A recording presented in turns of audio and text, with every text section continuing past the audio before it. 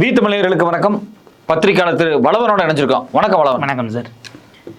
பாஜகவினுடைய தேர்தல் வெற்றியே ஒரு மிகப்பெரிய மோசடி அப்படிங்கிற மாதிரியான ஆதாரங்களை பத்திரிகையாளர் பூனம் அகர்வால் உயர் பத்திரிகையில் வெளியிட்டிருக்காங்க. இது குறித்து உங்களுடைய பார்வை என்ன?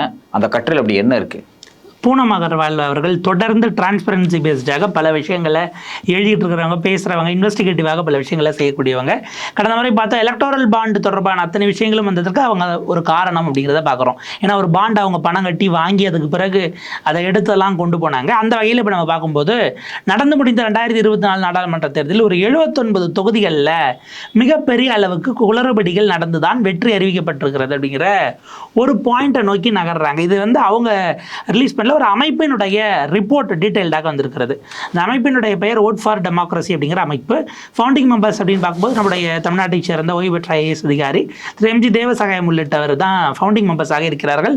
பல ஆக்டிவிஸ்டுகள், குறிப்பாக டிரான்ஸ்பரன்சி, மக்களிடம் வெளிப்படைத்தன்மை, நிர்வாகத்தில் வெளிப்படைத்தன்மை அப்படிங்கிறத நோக்கி நகரக்கூடியவங்கெல்லாம் சேர்ந்ததான் அந்த அமைப்பு. அவங்க என்ன பண்ணுறாங்க டீடைல்டாக இப்போ பார்த்துட்டு, பாஜக கூட்டணி, என்டிஏ கூட்டணி வெற்றி பெற்றிருக்கக்கூடிய 79 சீட்டுகளில் எப்படி குளறுபடி நடந்திருக்கு அப்படிங்கிறத அவங்க விளக்கியிருக்காங்க. இப்போ நமக்கு நல்ல ஞாபகம் இருக்கும், ஒரு சமயம் எலெக்ஷன் நடக்குது அப்படின்னா 6 மணியோட நமக்கு ஓட்டிங் க்ளோஸ் ஆயிரும். 6 மணி வரைக்கும் வர்றவங்க கிட்ட ஸ்லிப்பை கொடுத்துட்டு ஓட்டிங்கை க்ளோஸ் பண்ணிடுவாங்க. பெரும்பாலும் 8லேருந்து 9 அல்லது 10 மணிக்குள்ள ஒரு ரஃபாக தமிழ்நாடு முழுக்க வாக்கு சதவீதம் இவ்வளோ அப்படின்னு நமக்கு ஒரு நம்பர் வந்துடும். அதிகபட்சம் 8 மணிக்குள்ளாவே நமக்கு வந்துடும். இதுக்கப்புறம் அடுத்த நாள் இதில் கம்ப்ளீட்டாக ஏதாச்சும் 1-2 விட்டு போயிருந்தால் சேர்த்து அதிகபட்சம் 1% தான் ஓட்டு கூடியிருக்கும் இல்லை குறைஞ்சிருக்குங்கிற மாதிரியான ஒரு குமுலேட்டிவ் ஆவரேஜை கொடுப்பாங்க. இதுக்கு அதிகபட்சம் எடுக்கக்கூடிய நேரம் ஒரு அரை நாள், 12 hours மேக்ஸிமம் அப்படிங்கிறத நம்ம பார்க்குறோம். இந்த நாடாளுமன்ற தேர்தலில் அப்படி உடனே கொடுக்கல தேர்தல் ஆணையம். ஒன்று. ரெண்டாவது, கிட்டத்தட்ட 2 வாரம் கடந்து எண்ணிக்கையை ஏற்றி ரிலீஸ் பண்ணுறாங்க. ஒரு இடத்துல கூட எண்ணிக்கை ஒரு ஃபேஸில் கூட குறையலை, ஏறி தான் வந்திருக்கு. அப்போ இதெல்லாம் எப்படி மிஸ் ஆச்சுங்கிறது, இல்லை எவ்வளோ வாக்குகள் வந்திருக்குன்னு பார்த்தா 5 கோடி வாக்குகள் கூடியிருக்கு. அதாவது தேர்தல் நடந்த அன்னைக்கு இன்னைக்கு இத்தனை கோடி வாக்கு பதிவாயிருக்குன்னு அவங்க சொன்னதை விட 5 கோடி வாக்குகள் அதுக்கு அடுத்து வாக்கு என்றதுக்கு நடுவில் ஏறி இருக்குது அப்படிங்கிறத குறிப்பிட்றாங்க. அந்த ஓட் ஃபார் டெமோக்ரஸினுடைய ஒரு டீட்டெயில்டு ரிப்போர்ட்டை மும்பையில் அவங்க பெரிய பத்திரிகையாளர் சந்திப்பை நடத்தி ரிலீஸ் பண்ணியிருக்காங்க. அந்த 5 கோடி வாக்குங்கிறது நீங்கள் ஆவரேஜாக பார்த்தா எக்ஸாக்டாக சொல்லலாம் 4,65,46,885 வாக்குகள் கூடியிருக்கு. இந்த 4,65,00,000 என்ன விஷயம்னா, பிஜேபிக்கு 79, என்டிஏக்கு 79 சீட்டு கிடச்சிருக்கு. நீங்கள் இன்னைக்கு என்டிஏ பிஜேபிக்கு 240, கூட்டணி கட்சிகள் எல்லாம் சேர்த்து ஒரு 290 வச்சிங்கன்னா, இந்த 80 கழிச்சிங்கன்னா ஒட்டுமொத்தமாக என்டிஏ 210. இந்த பக்கம் எதிர்கட்சிகள் கூட்டணிக்கு அது ஸ்வாங் ஆச்சுன்னா இன்னைக்கு ஆட்சியே பிஜேபி அமைச்சிருக்க, என்டிஏ அமைச்சிருக்க முடியாது, ஆட்சி மாற்றம் ஏற்பட்டு இருக்க வேண்டும் அப்படிங்கிற ஒரு பெரிய லெவலுக்கு வருது இல்லையா? இன்னைக்கு இவ்வளோ பெரிய தொங்குல இழுபறியில் நின்று மோடி முறையாக கூட்டணி சர்க்கார் அமைக்கிறேன், இது எல்லாமே நடந்ததில் ஒரு பெரிய கேள்விக்குறியை உண்டாக்குகிறது. அதில் என்ன சொல்கிறாங்க அப்படின்னா, தேர்தல் ஆணையம் அடிப்படையில் எந்த வகையிலும் சமநலமான ஒரு ஆளுதளத்தை அமைச்சு தரலை, பேலன்ஸாக கடைசி வரைக்கும் இருக்கவே இல்லைன்னு பல காரணங்கள் எடுக்கிறாங்க. இது ஒரு சைடு அப்படின்னாலும் கூட எலெக்ஷனுடைய டேட்டாவில் மேனிப்புலேஷன் நடந்திருக்கிறதா, அதாவது வாக்குகள் எப்படி கூடும் அப்படிங்கிற கேள்வியை தான் எழுப்புறாங்க. இதில் மாநில வாரியாக நம்ம பார்க்கும்போது 2 மாநிலங்கள் உண்மையிலேயே ஆக்சுவலாக அந்த 1%, 2%ங்கிறது தான் அதிகபட்சம் ஏறும். ஆனால் 12.5% வரைக்கும் ஏறி இருக்கிறது. இந்த 2 மாநிலங்களிலும் கூடுதலாக நம்ம கவனிக்க வேண்டியது, ஆட்சி மாற்றம் சட்டமன்ற தேர்தலில் ஏற்பட்டிருக்கிறது. ஆப்வியஸாக ஆந்திர பிரதேஷ் கிட்டத்தட்ட 12.5% அங்கே ஏறி இருக்கு. ஒடிஷா அங்கே 12.4% வாக்கை ஏற்றி சொல்லியிருக்காங்க. நம்ம ஒரு பெரிய லெவலுக்கு அது புரியணும் அப்படின்னா, 1 கோடி வாக்கு பதிவாச்சுன்னு சொன்ன இடத்துல 1 கோடியே 12,50,000 வாக்குகள் அப்படின்னுட்டு, அப்போ அந்த 12,50,000 வாக்கு எங்கேருந்து வரும்? நான் 1 கோடிக்கு சொல்கிறேன், நீங்கள் அது எத்தனை கோடியோ அதுக்கு தகுந்த மாதிரி அதை ப்ரொபோர்ஷனாக போட்டுக்கோங்க. இப்போ இந்த இடம் நம்ம கவனிக்க வேண்டியது, இந்த வாக்குகள் என்னென்னதெல்லாம் எப்படி வெற்றி பெற வச்சது அப்படின்னா, அந்த இடத்துல வெற்றி மார்ஜின் என்பது ரொம்ப கம்மியாக இருக்குது. இந்த புதுசாக சேர்ந்த வாக்குகளில் விட மார்ஜின் கம்மியாக இருக்குது. இப்போ உதாரணத்துக்கு 8 லட்சம் வாக்கு இருக்கிற இடத்துல 8.5 லட்சம் வாக்குன்னு இவங்க ஏற்றி சொல்லியிருக்காங்க.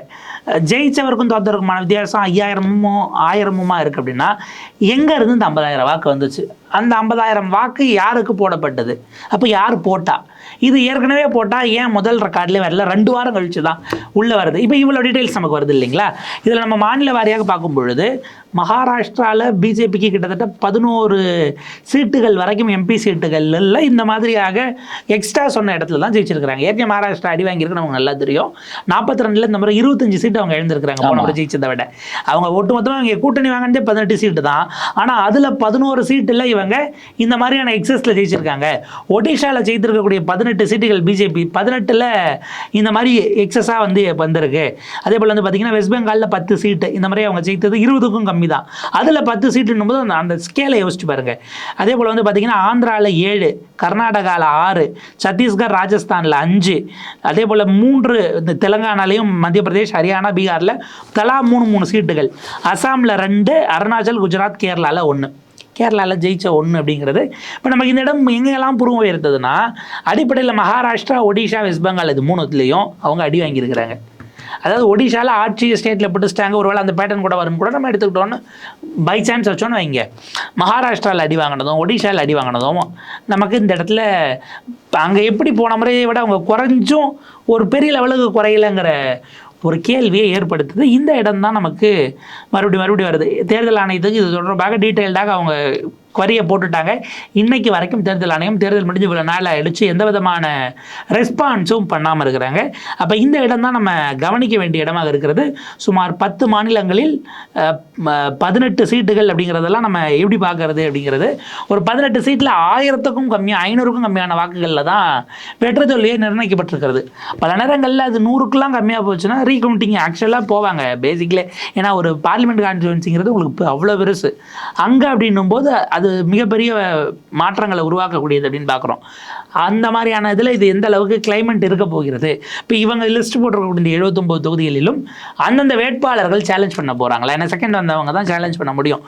உச்சநீதிமன்றம் அதுக்கான சட்ட வரையறைகள் முன்னாடி கொடுத்த ஒரு தீர்ப்பில் செகண்ட் வரவங்க தான் சேலஞ்ச் பண்ண முடியும். ரீகவுண்டிங்கானதை அவங்க தான் ஏற்றுக்கணும் அந்த செலவு அப்படிங்கிற மாதிரிலாம் சொன்னாங்க. நீங்கள் டெபாசிட் கட்டணும்னு. இப்போ டெபாசிட் கட்டுறது முக்கியம் இல்லை, ரீகவுண்டிங்கிறத விட இந்த ரீகவுண்டிங்க்கு முன்னாடி நடுவில் ஏறின ஓட்டு எங்கேருந்து வந்துச்சுங்கிற கிளாரிட்டியை கேட்டுட்டு தான் நீங்கள் ரீகவுண்டிங் போக முடியும். அப்போ அது எங்கே குளறுபடி நடந்திருக்கா? ஏன்னா இப்போ உங்களுக்கு பூத் ஸ்லிப்பில் அங்கே இதெல்லாம் முடிச்சுட்டு அவங்கக்கிட்ட ஃபார்ம்ஸ் கொடுத்துருப்பாங்க இல்லைங்களா, அவங்களுடைய கட்சியினுடைய பூத் ஏஜென்ட்ஸு, அவங்கக்கிட்ட இருக்கக்கூடிய C62 ஃபார்ம்ஸ் எல்லாம் நீங்கள் கலெக்ட் பண்ணியிருந்தீங்க அப்படின்னா உங்களுக்கு ஆப்வியஸாக கவுண்ட் தெரியும், மிஷின் நம்பர் வரைக்கும் தெரியணும். கூடி இருக்கா இல்லையாங்கிறத கிராஸ் செக் பண்ணி இந்தியா கூட்டணி ஒரு ஹோலாக இறங்க வேண்டிய ஒரு தேவையும் வந்திருக்கு அப்படின்னு நம்ம பார்க்குறோம். பல தொகுதிகள் குறிப்பாக பிஜேபி போன முறை ஜெயிச்சு ஆனால் இந்த மாதிரி ஆன்டி இன்கம்பன்சி பிஜேபிக்கு எதிராக ஒர்க் அவுட் ஆகிருக்கக்கூடிய மாநிலங்களில் அப்படின்னும் போது அப்போ அந்த மாநிலங்கள் வாஷ் அவுட் ஆகிற நிலைமையில் சில ரீஜியன்ஸ் மட்டும் காப்பாற்றப்பட்டதா அப்படிங்கிற கேள்வி வருதா? இப்போ ஒரு என்டையர் ஸ்டேட்டினுடைய சென்டிமெண்ட் ஒரு மாதிரி இருக்கும்போது எப்படி இந்த ஒரு ரீஜியனில் மட்டும் பிஜேபி வாங்குச்சுங்கிற கொஸ்டின் நம்ம ரைஸ் பண்ணலாம் இல்லைங்களா? அப்படி ரைஸ் ஆகும்போது அது அங்கே அவங்க ஜெயிச்ச அந்த ரீஜியனில் இந்த கூடுதலாக வாக்குகள் வந்த இடம் வரும் பொழுது அப்போ இது இம்ப்ளான்ட் பண்ணதா என்கிற கேள்வி தவிர்க்க இயலாது. அதாவது இந்த கேள்வியை ரைஸ் பண்ணுறோம், ரேஷனலிஸ்டிக்காக கேட்குறோம். ஏன்னா உங்களுக்கு தேர்தல் முடிவுகள் 45 நாட்களுக்குள்ளே நீங்கள் வழக்குகள் இருந்தால் டிஸ்கிரிமினன்சிஸில் போடலாம். ஆனால் அதில் என்ன ஒரு விஷயம் இருக்குன்னா வெற்றி செல்லுமா செல்லாதான்னு இந்த தொகுதியை சேர்ந்தவங்க தான் போட முடியும், அல்லது தோல்வி அடைந்த வேட்பாளர்கள் போடலாம். இப்போ உதாரணத்துக்கு மேனகா காந்தி அவர்கள் தன்னுடைய தோல்வியை எதிர்த்து வழக்கு பதிந்து செய்திருக்கிறார். பிஜேபியினுடைய முன்னாள் MP மேனகா காந்தி அவர்கள் தன்னுடைய தோல்வியை ஏற்றுக்காமல் வழக்கு ஒன்று போட்டிருக்காரு. அது தேர்தல் கேஸாக நடக்க போகுது. அப்பா அவர்கள் கடந்த காலத்தில் போட்டதை பார்க்குறோம். கவுண்டிங்க்கு கேட்டு அப்ளை பண்ணுறதுங்கிறது தனி. உதாரணத்துக்கு விஜய பிரபாகரன் பண்ணியிருக்காப்புல, அதே போல் இன்னும் சிலர் நயனார் நாகேந்திரன் பண்ணியிருக்காரு. இதெல்லாம் நம்ம பார்க்குறோம். இதை தான் இப்படியான விஷயங்களுக்கு தான் இது போகுமே தவிர ஏன்னா இது ஒரு அமைப்பாக இவங்க போயிட்டு இது எந்த லெவலுக்கு கொண்டு போக முடியுங்கிற கேள்வி இருக்குது. தேர்தல் ஆணையம் தொடக்கத்திலிருந்து கடைசி வரைக்கும் வெளிப்படைத்தன்மையை பேணவே இல்லை, ஒரு சார்பு நிலையோடு தான் இருந்தது. அப்படின்னும் போது நீங்கள் ஒரு இடத்திலும் கூட தன்னுடைய நம்பகத்தன்மையை உறுதி செய்ய முடியாத நிலையில் தேர்தல் ஆணையம் இருந்த காரணத்தினால் எந்த குற்றச்சாட்டை வைத்தாலும் அது செஞ்சிருப்பாங்களோங்கிற இடத்துக்கு இன்னைக்கு கொண்டு வந்து நிறுத்திருக்கிறாங்க. அது மிக மிக அபாயகரமானது அப்படின்னு பார்க்குறோம். இப்போ இதை பிளைனாக பார்க்கும்போது ஒரு பெரிய ஏதோ ஒரு கான்ஸ்பிரசி அப்படிங்கிற மாதிரியான விஷயங்கள் தான் பலம். ஏன்னா வந்தாச்சு, ஆட்சி அமைச்சாச்சு, நீங்கள் இதுக்கப்புறம் என்ன பண்ணி பட்ஜெட் எல்லாம் போட்டாச்சு அப்படின்னாலும் கூட இதில் கிளாரிட்டியை நீக்க வேண்டிய, அதாவது மக்களுக்கான வெளிப்படைத்தன்மை இல்லை ஒரு query ரைஸ் ஆகும்போது பதில் சொல்ல வேண்டிய இடத்தில் இருக்கிறவர்கள் சொல்ல முடியாது என்று சொல்லுவதே சந்தேகத்தை கிளப்புகிறது. அவங்க வெளிப்படைத்தன்மையை மறைக்க ஏதோ அவங்க சின்னதாக மறைக்கிறாங்களோ பெருசாக மறைக்கிறாங்களோ வெளிப்படைத்தன்மை இல்லை என்னும் பொழுது மறைக்க முற்படுவது என்ன என்று தெரிந்து கொள்வதற்கு இவர்களுக்கான உரிமை இருக்கிறது. நீங்கள் இவ்வளோ பெரிய டிஜிட்டல் இந்தியா ஆக்கி 2009 விட 2004 விட தேர்தல் வாக்கு எண்ணிக்கைக்கு அல்லது உடனே உங்களால் எண்ணி எவ்வளோ பேர் ஓட்டு போட்டான்னு சொல்கிறதுக்கு உங்களுக்கு 2 வாரம் ஆகும் அப்படின்னா இது என்ன டிஜிட்டல் இந்தியா? உங்களோட எஃபிஷியன்சியிலேருந்து நீங்கள் எடுத்த முடிவுகள்லேருந்து எல்லாமே கேள்விக்குள்ளாகிறது அப்படிங்கிற இடம் தான் நம்ம பார்க்க வேண்டியிருக்கு. இப்போ இடையில இப்போ தேர்தல் நடக்கும்போதே பார்த்தீங்க அப்படின்னா அந்த தேர்தல் முடிகிற கேப்லேயே வந்து அமித்ஷா வந்து 150 மாவட்ட ஆட்சியருக்கு ஃபோன் பண்ணி பேசினாங்க அப்படின்னு ஒரு பெரிய கான்ட்ரவர்சியை வந்து எதிர்கட்சி சார்ந்த ஜெயராம் ரமேஷை வந்து வெளிப்படுத்தினார். ஒரு பக்கம் இது வந்து ஒரு பெரிய டிஸ்கஷனாக மாறிட்டு இருந்துச்சு. ஆனால் அதே காலகட்டத்திலேயே பார்த்தீங்க அப்படின்னா இந்த முதல் கட்ட 2வது கட்ட தேர்தல் வந்து இந்த ஓட் ஷேரிங்கை வந்து வெளியிடுறதுக்கான தாமதங்கள் நடந்துச்சு. ஏதோ ஒரு வகையில் பாஜக டைரெக்டாகவே இதை மேனிப்புலேட் பண்ணியிருக்கிறதுக்கான வாய்ப்பு இருக்குமா? இல்லை, மேனிப்புலேட் பண்ணியிருக்க வாய்ப்பு இருக்குமானா அது பிளைனாக நம்ம அப்படி சொல்லிட முடியாது. ஒன்று அதாவது பிளைனானா இதை வந்து லார்ஜ் ஸ்கேலில் பண்ண முடியாது. முதல் விஷயம், ஏன்னா நிறைய பேர் பொதுவாக என்ன கேட்குறாங்க அப்படின்னா பண்ணுற மாதிரி இருந்தால் தமிழ்நாட்டிலையும் பண்ணியிருக்கலாமே, இப்போ அண்ணாமலை ஜெயிக்க வச்சிருக்கலாமே அப்படிங்கிற ஒரு கேள்வி கேட்பாங்க இல்லையா? ஸோ அப்போ இது எப்படி நடந்திருக்கும்? இல்லை, இப்போ முதல்ல லார்ஜ் ஸ்கேலில் பண்ணியிருக்க முடியாது. அங்கங்கே நீங்கள் ரீஜியன் வைஸாக கன்சென்ட்டாக பண்ண முடியும். இப்போ உதாரணத்துக்கு மும்பையில் நடந்த ஒரு தொகுதியில் வேட்பாளர் வெற்றி பெற்றதாக அறிவிக்கப்பட்டது. பிஜேபியோட வேட்பாளர் 48 வாக்கு வித்தியாசத்தில் அவர் வெற்றி பெற்றதாக அறிவிக்கப்படுறாரு. ஆனால் என்ன பண்ணுறாங்க, அவருடைய வேட்பாளருக்கு கூட போகக்கூடிய ஏஜென்ட்டாக போகக்கூடிய அவருடைய உறவினர் அவர் என்ன பண்ணுறாரு, உள்ள மொபைல் ஃபோனை வாக்கு என்ற மையத்துக்குள்ளே 4 மணிக்கு வச்சுட்டு இருந்திருக்கிறாரு. அங்கேருந்து ஃபோன் பேசியிருக்காரு. அதில் என்ன சொன்னாங்க அப்படின்னா அவருடைய ஃபோனுக்கு ஓடிபி வரும். அந்த ஓடிபி வச்சு இவிஎம் மிஷினையே ஓப்பன் பண்ண முடியும். இவிஎம் மிஷின் க்ளோஸ் ஆகிடுறது, அதை ஓப்பன் பண்ணுறதுக்கே ஓடிபி வாங்கக்கூடிய அளவுக்கு அதை அக்சஸ் பண்ணக்கூடியது அப்படின்லாம் சொல்லி வழக்கு பதிவு செய்யப்பட்டது. அப்புறம் அதுக்கு வேறு மாதிரியாக மும்பை போலீஸ் சொல்லிச்சு. ஆக மொத்தம் உள்ள ஃபோனை கொண்டு போனது உண்மை. அப்போ நீங்கள் வாக்கு எண்ணக்கூடியவரை இன்ஃப்ளூயன்ஸ் பண்ணக்கூடிய ஒரு நபர்கிட்ட இருந்து கால் வருதுன்னு கொடுத்துருக்க மாட்டீங்களாங்கிற லெவலுக்கு ஒரு சில கேள்விகளும் எழுந்தது. அப்போ ஆளுங்கட்சியினுடைய வேட்பாளர் அவருக்கு வேண்டப்பட்டார் அவருடைய ஏஜென்ட்டாக இருந்தால் உள்ளே போயிட்டு என்ன வேணாலும் விதிமீறலாக செய்யலாமாங்கிற கேள்வியும் இப்போ அங்கே ரைஸ் ஆகுது இல்லைங்களா? நீங்கள் லார்ஜ் ஸ்கேலில் அடிப்படையில் மிஷினுக்குள்ளேயே போய் செஞ்சுருக்க முடியுமானா அது பெரிய எக்ஸசைஸு. அத்தனை லட்சம் மிஷின்ஸ்குள்ளே உட்காந்து பண்ணுறது அப்படிங்கிறது பெருசு. ஆனால் அதிகாரிகள் வட்டத்தில் உங்களால் ஒரு ப்ரெஷர் கொடுக்க முடியும், ரீகவுண்டிங் எடுக்க சொல்ல முடியும். அந்த வாக்கு எண்ணிக்கை, இந்த பெட்டி, இப்போ நடுவில் சிசிடிவி கேமராஸ் போனது, இப்படியெல்லாம் பல கான்ஸ்பிரசிஸ் வருது இல்லையா? இதில் தேர்தல் ஆணையம் விதிப்புகளுக்கு உட்பட்டு செய்யாமல் போன எல்லாத்தினுடைய குமுலேட்டிவாக தான் நம்ம இதை பார்க்க வேண்டியிருக்கிறது. பிரதமரே 3 சுற்றுக்கு பின்னாடி இல்லையா? அப்போ அடிப்படையில் ஏதோ ஒரு ட்ரெண்ட் இருந்திருக்கிறது. ஏதோ ஒரு வார்டில் கூட பிரதமருக்கு எதிராக ஓட்டு போடுறவங்க இருந்திருக்காங்க. அந்த முதல் சுற்று, 2ஆம் சுற்று, 3ஆம் சுற்றில் பார்க்கும்போது அது ஒரு வார்டோ ஒரு ஏரியாவோ அது ஏன் அப்போ அந்த இது முழுக்க பரவனதாக இல்லை அப்படிங்கிற கேள்விகள் எல்லாம் ரைஸ் ஆகுது. இப்போ பண்ணியிருப்பாங்க அப்படின்னா அந்த சந்தேகத்தை இப்போ யார் விசாரிப்பாங்கிறது தான் ஸ்பேஸு. ஏன்னா நீங்கள் யார் மீது குற்றம் சுமத்தப்படுகிறதோ அவர்களே நீதி பரிபாலனம் செய்யக்கூடிய இடத்துக்கும் வராங்க, பவரில் இருக்கக்கூடியவர்களாக இருக்கிறார்கள், எல்லா அமைப்புகளையும் கைப்பற்றுறாங்க. இன்னைக்கு ஒரு ஸ்டேட்டினுடைய கோர்ட்டு சொல்லுது 50 வருஷமாக ஆர்எஸ்எஸ்க்கு அரசு அதிகாரிகள் போகக்கூடாது என்று சொல்லி நடந்த வரலாற்று கொடுமையை அந்த தவறை நீங்கள் இன்றைக்கு திருத்தி கொண்டிருக்கிறீர்கள். ஒரு கோர்ட்டு பேசுதுன்னா நீங்கள் இந்த கோர்ட்டு நம்பி தான் போக முடியுமா அப்படிங்கிற கேள்வி எழுது. நம்ம அல்டுகெதராக என்டையர் ஜுடிஷியரியை நம்ம அப்படி சார்ஜ் வைக்க முடியாது அல்லது கலர் கொடுக்க முடியாது அப்படின்னாலும் கூட நம்ம எல்லா இடத்திலும் யார் உட்கார்ற அன்னைக்கு பெஞ்சில்ங்கிறது அவங்களுடைய அந்த பெர்ஸ்பெக்டிவ்ங்கிறத பொறுத்து எல்லாமும் மாறி போகிறதுக்கான வாய்ப்பு இருக்குது இல்லையா? ஏன்னா ஒரே கேஸுங்க, லோயர் கோர்ட்டு சொல்லுது கெஜ்ரிவாலை விட்டுறலான்னு, நடுவில் ஹைகோர்ட்டு சொல்லுது அந்த தீர்ப்பையே நாங்கள் கண்டிக்கிறோம், அதை நாங்கள் தடுக்கிறோம் அப்படின்ட்டு அவர் மிகப்பெரிய கான்ஸ்பிரசி. லோயர் கோர்ட்டு சொல்லி அவர் கான்ஸ்பிரசி எல்லாம் பண்ண மாதிரி தெரிலங்கன்னு, நடுவில் ஹைகோர்ட் இல்லைங்க அவர் தான் கிங் பின்னாக செயல்பட்டுருக்காருன்னு, சுப்ரீம் கோர்ட்டு அவர் கான்ஸ்பிரசி பண்ண மாதிரி தெரியல விடுறோன்னு. இப்போ இதுக்கும் அதுக்கும் லோயர் கோர்ட்டுக்கும் சுப்ரீம் கோர்ட்டு தெரியும் நடுவில் திடீர்னு எப்படி நோ கான்ஸ்பிரசியில் சம்மந்தமே இல்லைன்னு திடீர்னு கிங் பின் ஆகி அப்புறம் கான்ஸ்பிரசியில் சம்மந்தமே இல்லைன்னு போவாங்கிற கேள்வியெல்லாம் இருக்குது இல்லையா? இது அடிப்படையில் இந்த சிஸ்டத்தில் இருக்கக்கூடிய பலவிதமான விஷயங்களை பயன்படுத்தி கொள்ளக்கூடிய இடத்திற்கு இன்றைக்கி பாஜக இருக்கிறது. ஒரு லார்ஜ் ஸ்கேல், அதாவது எங்கெங்கெல்லாம் வெளிப்படைத்தன்மை மறைக்கப்படுகிறதோ அந்த டிரான்ஸ்பரன்சி இல்லாத வரைக்கும் நீங்கள் எல்லா விதமான கான்ஸ்பிரசியும் கிளப்பி விடலாம்.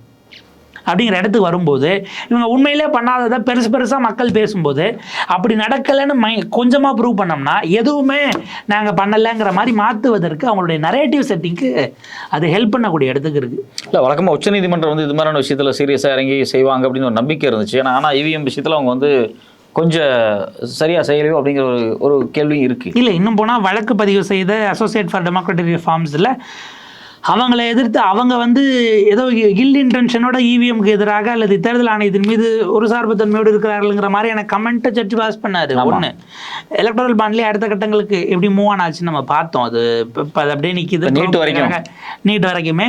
உங்களுக்கு இன்னைக்கு எப்படி இருக்குது அப்படின்னா, நம்ம ஒரு உதாரணத்துக்கு எடுத்துக்கலாம். இன்றைக்கு பல நேரங்களில் உச்சநீதிமன்றம் உட்பட ஜஸ்டிஸ் குன்ஹாவை போல அப்சர்வேஷன் கொடுத்துட்டு ஜஸ்டிஸ் குமாரசாமி போல தீர்ப்பு எழுதி விடுகிறார்கள் அப்படின்னு தான் நம்ம பார்க்க வேண்டியிருக்கு. ஏன்னா இப்போ இன்டர்பிரிட்டேஷன் என்பதை தாண்டி மக்களுக்கு வெளிப்படைத்தன்மையாக நடக்கக்கூடிய சிஸ்டத்தின் மேலே அவங்க நம்பிக்கை வச்சிருக்கிற வரைக்கும் தான் அவங்க ரெசிஸ்ட் பண்ணாமல் இருப்பாங்க.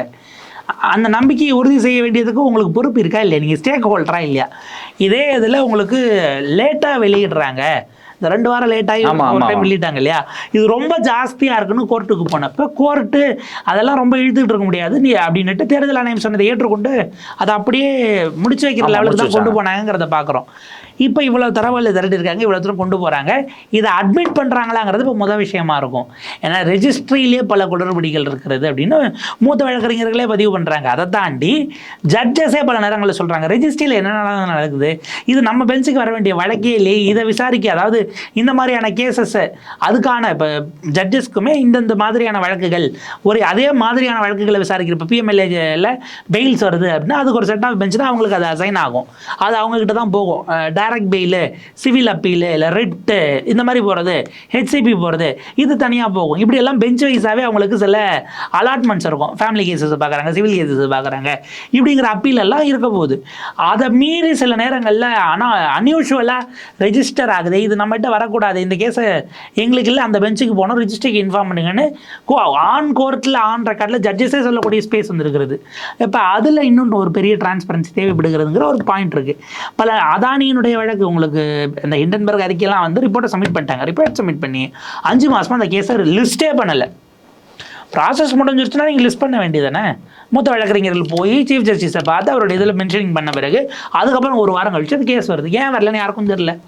அப்போ இப்போ எல்லா இடத்துலையும் எல்லா ஸ்டேக் ஹோல்டர்ஸும் மக்களுக்கான வெளிப்படைத்தன்மையை உறுதி செய்யாமல் இருக்கிற வரை எல்லாரும் ஏதோ ஒரு இதுக்குள்ளே ஜாயின் பண்ணுறாங்களாங்கிற கான்ஸ்பிரசி தியரி நம்ம தவிர்க்க முடியாது. நீங்கள் வெளிப்படைத்தன்மையை 100% என்ஷூர் பண்ணிட்டீங்கன்னா இந்த இவ்வளவு கான்ஸ்பிரசி தியரிக்கு வேலை கிடையாது. இப்போ நீங்கள் செஞ்சிருப்பீங்களோ அப்படிங்கிற லெவலுக்கு ஏன் யோசிக்குதுன்னா, உங்களுடைய 10 ஆண்டு ட்ராக் ரெக்கார்டில் நீங்கள் அடிப்படையில் ஜனநாயகத்தை பாதுகாப்பது அல்லது ஜனநாயகத்துக்கான பேக்கப் பண்ணக்கூடிய இடத்துலேருந்து எதுவுமே பண்ணலைங்கிறது தான் இந்த முடிவுக்கு வர வச்சிருக்கு. உங்களுடைய நேரத்துக்கு ரொம்ப விரிவான கருத்துக்கு ரொம்ப நன்றி. மிக்க நன்றி.